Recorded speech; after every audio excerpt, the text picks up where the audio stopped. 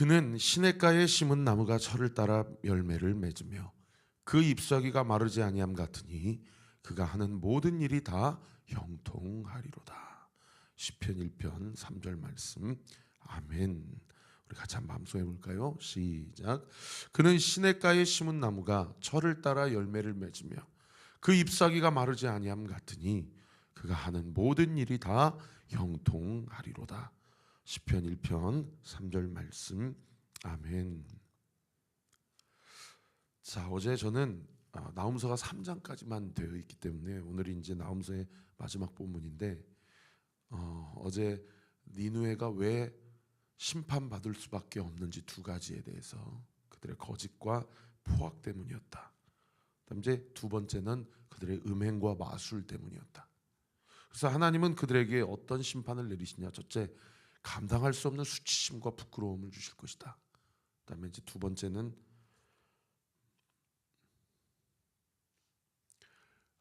거절감과 버려짐을 당하게 될 것이다. 이렇게 설교를 했습니다. 자, 그리고 이제 오늘 마지막 본문인데 오늘 8절부터 제가 쭉쭉 주의하겠습니다. 8절에 보시면 네가 어찌 노아몬보다 낫겠느냐. 그 밑에 도움말에 보시면 노아몬, 아몬의 도시라는 뜻으로 테베스라는 이름으로 알려진 애굽의 오랜 수도로서 BC 663년 아수르에 의해서 파괴되었다. 그러니까 하나님께서 네가 노아몬보다 낫겠냐, 이 얘기는 네가 노아몬을 정복했다고 해서 너의 교만이 하늘을 찌르는데 네가 노아몬을 정복하여 거기에서 행했던 악행처럼 너도 누군가에 의해서 정복을 당하고 악행을 받게 될 것이다. 이런 의미죠. 무엇을 심든지 사람이 심는 대로 거두게 될 것이다. 이 갈라디아서 6장 말씀이 또 생각이 나는 그런 본문이에요. 그런데 오늘 이 노아몬보다 낫겠느냐라고 말씀하신 주님이 노아몬의 그 당시 지형지물에 대해서 이야기하시는데 그 다음 구절 보시면은 노아몬은 강들 사이에 있으므로 물이 둘렀으니 아마도 이 나일강일 것입니다. 바다가 성로가 되고 바다가 방어벽이 되었으며, 그러니까 그냥 천연의 요새 도시죠. 함부로 적군이 함락시키고 정복하기가 어려운 도시인데도 이 아수르의 기세가 얼마나 대단한지 이 테베스라는 그 이집트의 옛 수도를 이렇게 정복을 한 겁니다. 그리고 그러나 애굽 전체가 멸망당한 것은 아닌데 9절에 보시면 구스나 애굽, 이 구스는 이디오피아를 얘기하시는 것이고요. 애굽은 이집트를 얘기하는 것이니까요. 그의 힘이 강하여 끝이 없었고 붓과 루빔, 붓은 아마도 오늘날의 소말리아 지역을 이야기하는 것이 아닌가. 루빔은 이집트 옆에 리비아를 이야기하는 것이 아닌가, 그렇게 추정이 됩니다. 그러니까 이 테베스는, 이집트는 그 주변 국가와 강력한 동맹을 결성하여서 이 아수르 제국에 대항을 했어요. 그들이 고다음 구절 보시죠. 그를 돕는 자가 되었지만은 10절 그는 노아몬을 이야기하죠. 결국에 어떻게 됐습니까? 아수르에 의해서 포로가 되어 사로잡혀갔고 그의 어린아이들은 길 모퉁이에 메어침을 당하여 부셔졌다. 메어침을 당하여 부셔졌다. 다른 번역 성경에 어린아이들이 내동댕이를 당해서 박살이 났다, 이렇게 번역하고 있어요. 그러니까 아수르가 얼마나 잔인한 나라인지 이 부녀자들과 아이들까지도 이렇게 잔인하게 살해 행위를 행했다라는 것을 알 수 있는 그런 본문이죠. 그다음 구절 그의 존귀한 자들, 다른 번역 성경의 귀족들은 제비 뽑혀서 나뉘었다. 다른 번역 성경에 팔려갔다. 그다음 구절 그의 모든 권세자들은, 다른 번역 성경에 지도자들은 사슬이 되어 결박되었다. 11절 너도, 여기 너도는 이제 니느웨와 아수르를 이야기합니다. 너희가 노아몬에서 그렇게 악행을 저질렀던 것처럼, 이런 표현인 것이죠. 11절 너도 술에 취하여 숨으리라. 술 동그라미. 여러분, 술이 들어가면 사람이 이 분별력을 상실하지 않습니까? 자기가 가는 곳곳마다 이 아슈르라는 우상에게 절하고 전쟁에서 승리하니까 자기 힘의 끝이 어딘지, 그리고 과연 하나님에 대한 두려움이 그들 가운데 있었겠어요, 없었겠어요? 그러니까 잘 나가면 사람이 이렇게 무서워요.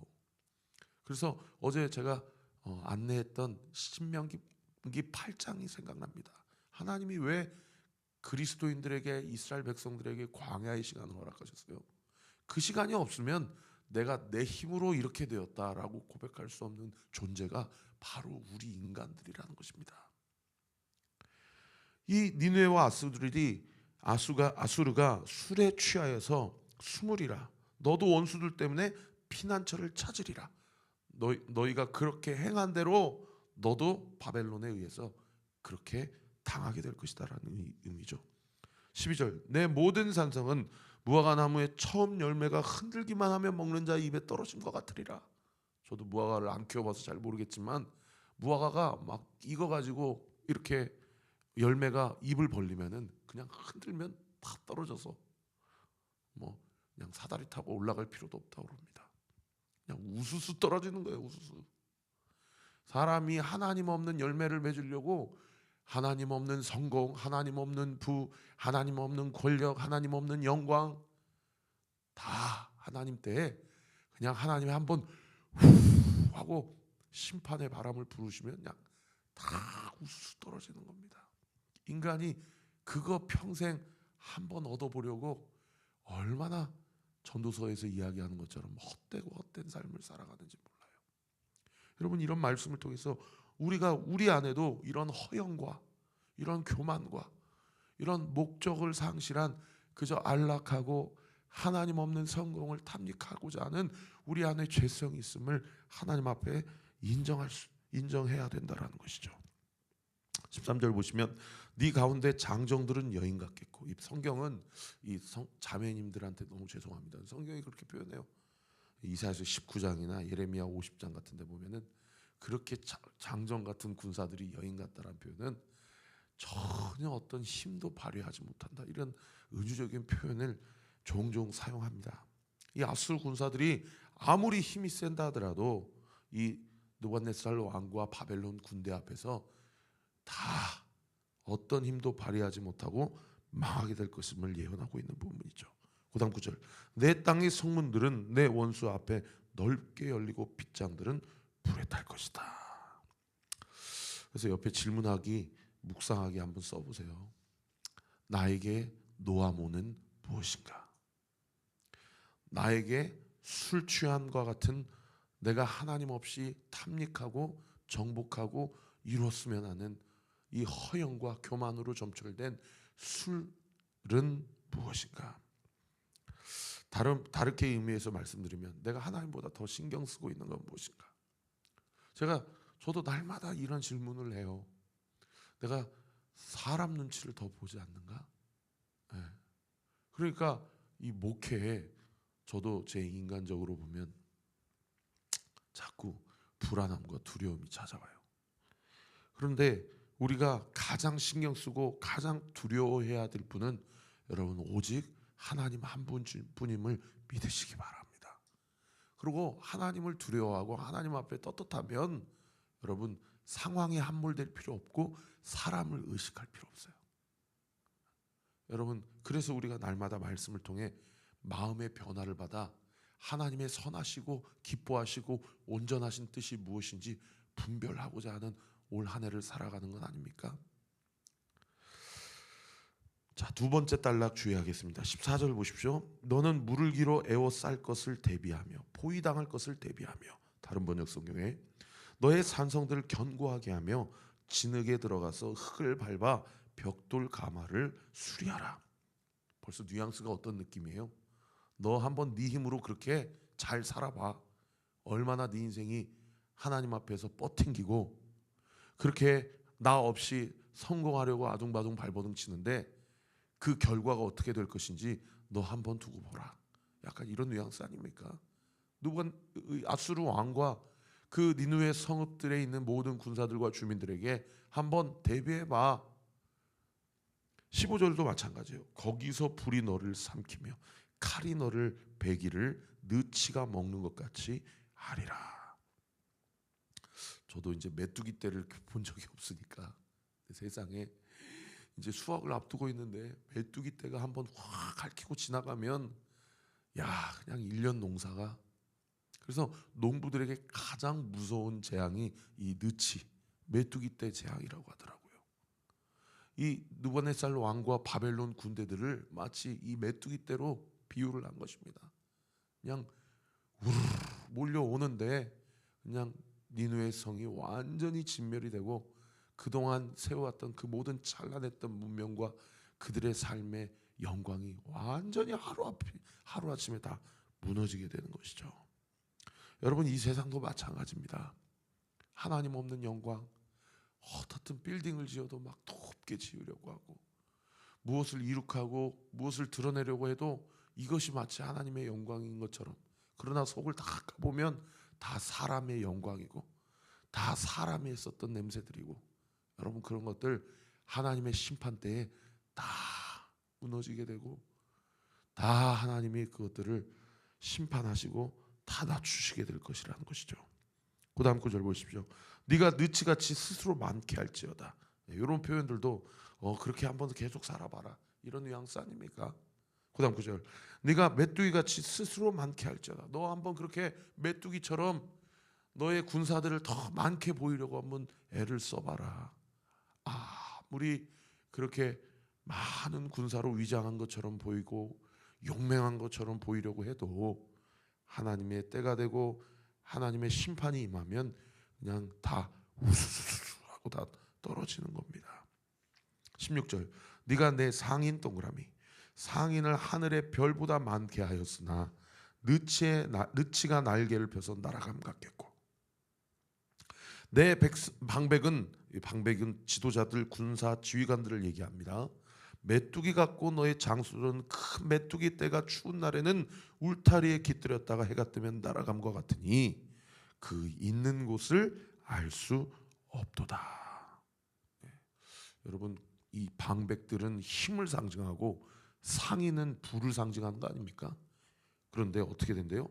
그냥 추운 날에는 울타리에 움츠리고 있다가도 영원히 내 곁에 있겠구나. 이것이 내 삶을 행복하고 내 인생을 행복하게 보장해 주겠구나. 그런데 해가 뜨면 그냥 수수수수 하고 다 날아가 버리는 거예요. 어디로 나갔는지 17절 하반절에 보세요. 알 수 없다라는 거예요.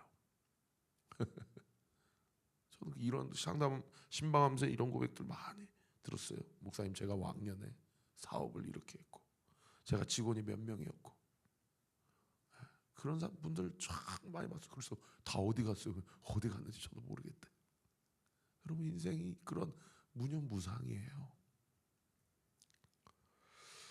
여기도 우리가 우리 자신에게 질문해 보아야 될 필요가 많이 있지 않습니까? 여기 상인이라는 것, 방백이라는 것, 내 힘, 내 부, 내가 의지하고자 하는 하나님 없는 그 무언 것, 그 어떤 것, 그런 것이 무엇인지를 우리가 한번 이 아침에 질문을 해봐야 돼요. 여기 밑에 62페이지 한번 넘겨보시면은 그 두 번째 단락에 빨간색으로 이 본문에 대한 질문을 이렇게 하고 있죠. 하나님 없이 내 열심으로 쌓은 것은 무엇입니까? 오늘 내가 예수 그리스도 안에서 숨을 쉬고자 멈춰야 할 헛된 수고는 무엇입니까? 자, 마지막 18절 19절 주의하겠습니다. 사실 제일 나홈서에서 잘 알려진 구절이 19절의 본문인데 18절부터 먼저 보시면 아수르 왕이여 네 목자가 자고, 이 잤단 표현, 그 다음 구절에 내 귀족은 누워 쉰다는 표현, 이 다 동일하게 죽었다는 표현을 이렇게 은유적으로 좀 더 부드럽게 한 겁니다.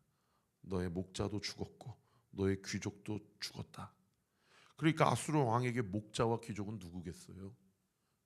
제가 어저께 보여드렸던 그런 우상들이죠. 그 우상이 우리의 신이고 나는 그 신의 대리자고 나는 그 신의 아들이다. 이게 고대 세계관 안에서의 우상의 어떤 가치관과 세계관이거든요. 그러나 여러분, 우리의 목자 되신 예수님은 사망 권세를 이기셨습니다. 그리고 지금도 살아계셔 우리를 위해서 말할 수 없는 탄식으로 중보하고 기도하시며, 우리 주님이 어디 저기 천국에 계신 주님이신 것이 아니라 오늘 우리의 마음 가운데 내주하고 계십니다. 그 주님이 오늘도 말씀하고 계시고요. 우리의 마음을 채우라고 계시고요.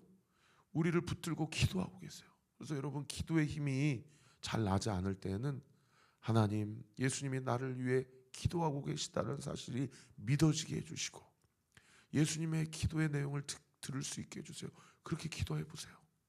얼마나 마음이 뜨거워지고, 내가 우리 가정을 놓고 교회를 놓고 우리 자신을 놓고 내가 기도하지 않으면 안 되겠구나. 막 마음이 절절절해져요. 그 다음 구절 보십시오. 네 백성은 산들에 흩어지나 그들을 모을 사람이 없도다. 17절 하반절에 그들이 간 곳을 알 수 없도다와 그들을 다시 모을 사람이 없도다. 같은 맥락의 표현이죠. 마지막 19절. 네 상처는 고칠 수 없고 네 부상은 중하도다. 내 소식을 듣는 자가 다 너를 보고 손뼉을 치나니 이는 그들이 항상 내게 행패를 당하였음이 아니더냐 하시더냐. 오늘 아침에 김양재 목사님 설교 들어보니까 아수르가 얼마나 잔인한 민족이었는지, 제가 지난번에 뭐 여인의 배를 갈랐다, 막 사지를 찢어 죽였다 그랬는데, 막 그 고대 지금까지 내려오는 문헌들을 보니까 막 포로들을 다 살 가죽을 벗겨가지고 어느 포로가 더 잘 버티는지 시합하고, 입술에다 그 벽화 같은데 보면요, 입술에다 갈고리를 껴가지고 말에다 소에다가 달리게 한 다음에 누가 먼저 입술이 찢어지는지 시합하고, 이런 정말 반인륜적인 행위를 행했던 아주 잔인한 민족이 이 니느웨와 아수르 민족이었다고 하더라고요. 그러니까 하나님이 그들에게 대해서 뭐라고 얘기해요? 너에게 행패를 당하였음 그대로 너의 상처와 너의 부상은 고침받을 수 없고 명명백백히 하나님의 심판을 받게 될 것이라는 거죠. 여러분, 19절에 이 말씀을 통해서 우리는 이러한 질문을 해봐야 됩니다. 혹시나 나에게 고침받을 수 없는 질병과 죄악의 상처가 있다면 무엇인가? 여러분, 하나님 앞에 힘을 좀 빼세요. 하나님 앞에 부드러운 마음을 달라고 기도하세요. 그리고 하나님, 늘 하나님이 내 마음 가운데 계시고 그리스도께서 나를 위해 친히 간구하시고 중보하시나 내 마음 가운데에도 하나님 앞에 힘을 빼지 못하고 하나님을 두려워하지 않고 그저 관성적으로 살아가는 그런 신앙생활이 있지는 않은가 두렵고 떨린 마음으로 하나님 앞에 질문하며 철저히 부드럽고 간절한 심령으로 성령의 인도하심을 받는 오늘 하루의 삶, 이번 한 주의 삶 되시기를 예수님의 이름으로 축원합니다. 기도하겠습니다. 아버지 하나님, 한 2주간에 걸쳐서 나훔서를 전반적으로 살펴보았습니다. 아버지, 이 말씀을 오늘 2026년 새해를 여면서 우리에게 주신 하나님의 본의와 뜻이 무엇인지 주님의 마음을 깊이 헤아릴 수 있는 영적인 분별력과 통찰력을 우리에게 허락하여 주옵소서. 아버지 하나님, 오늘 이 하루도 주님과 깊이 관계 맺고 살고 싶습니다. 주님의 세밀한 음성까지 놓치고 싶지 않습니다. 우리 사랑하는 성도들, 지금 어떤 상황 가운데 있든지 간에 하나님이 내 삶을 책임지시고 하나님이 내 삶을 반드시 함께 하시고 날 버리지 아니하신다라는 믿음의 확신을 가지고 오늘 이 하루도 살아가되, 내 안에 얼마든지 하나님 앞에 회개하지 아니하면 우리도 고침받을 수 없는 상처와 중한 부상이 있을 수 있음을 두렵고 떨린 마음으로 이 말씀을 받게 하시고, 수고하고 무거운 짐진 자들아 다 내게로 오라, 내가 너를 쉬게 하리라. 나는 마음이 온유하고 겸손하니 내게 와서 내 멍에를 메고 나의 삶을 배우라 말씀하신 그 예수님의 말씀 앞에 우리가 주님의 말씀에 철저히 청종하고 주님이 공급하시는 마음의 쉼을 얻음으로, 누군가가 나에게 와서 어떤 협박을 하더라도, 내가 처해진 내 상황과 형편이 아무리 고되고 무겁다 하더라도 나를 위해 대신 짊어지셨던 그 십자가의 멍에를, 그 예수 그리스도를 기억하고 묵상하며 나에게 주어진 이 하루의 삶을 주님과 동행하며 주님과 함께하며 주님의 뜻을 온전히 이루어가는 저와 우리 모든 온누교회 성도들 되게 하여 주옵소서.